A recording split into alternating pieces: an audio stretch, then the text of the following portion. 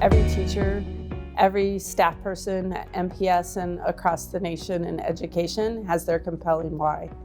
My compelling why is my Uncle Ronnie. I can see the world inviting me in. He had cerebral palsy when he was 4. We think it was a fever.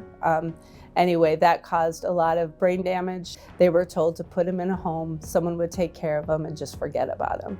They chose not to. They brought him home, and Ronnie was a part of our lives from day one when I was a child growing up.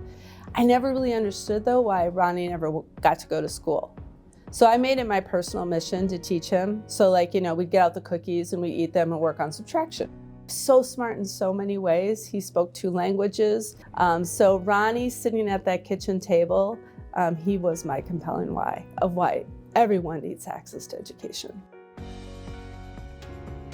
I was an only child. My mom and dad both believed in the power of an education. My dad got through the GI Bill to go to college. He was the first generation in his family. They really instilled the importance of education for me as I grew up.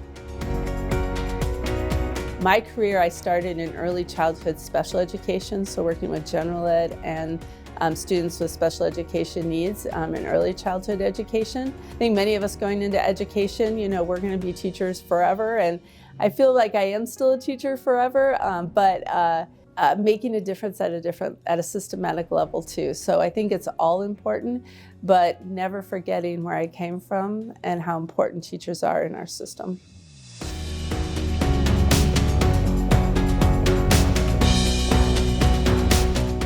My values are about integrity and bringing humility to the work that I do.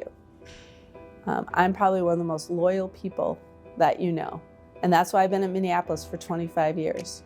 This is what I believe in.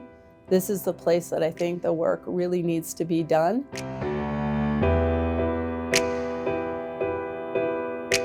The last 2 years have probably been the most challenging ones in my career. I think the thing I bring to the space is I've lived through it with everybody, and I don't take that lightly. It was extremely difficult.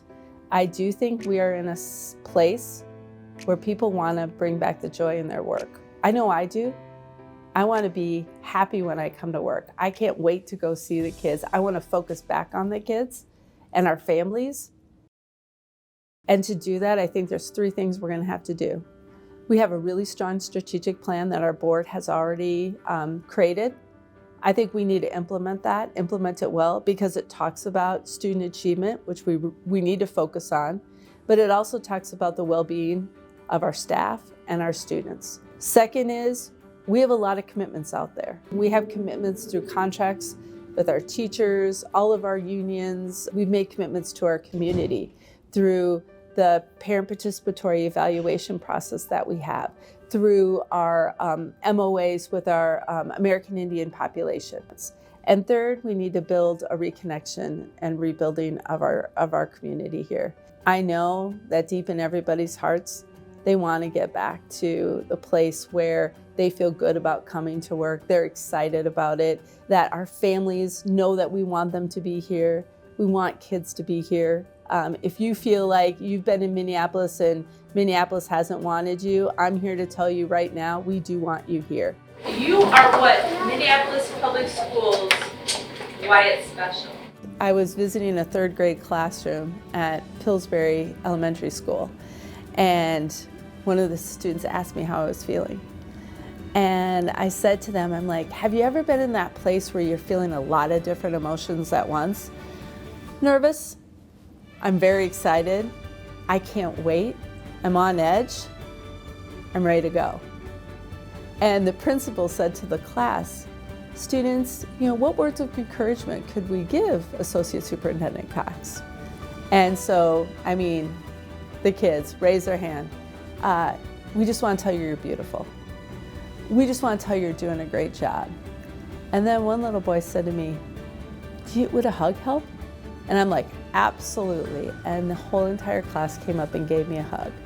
And that is the moment I'm going to remember, because those are our kids, and they are amazing, and they have futures ahead of them that we are so lucky to be a part of.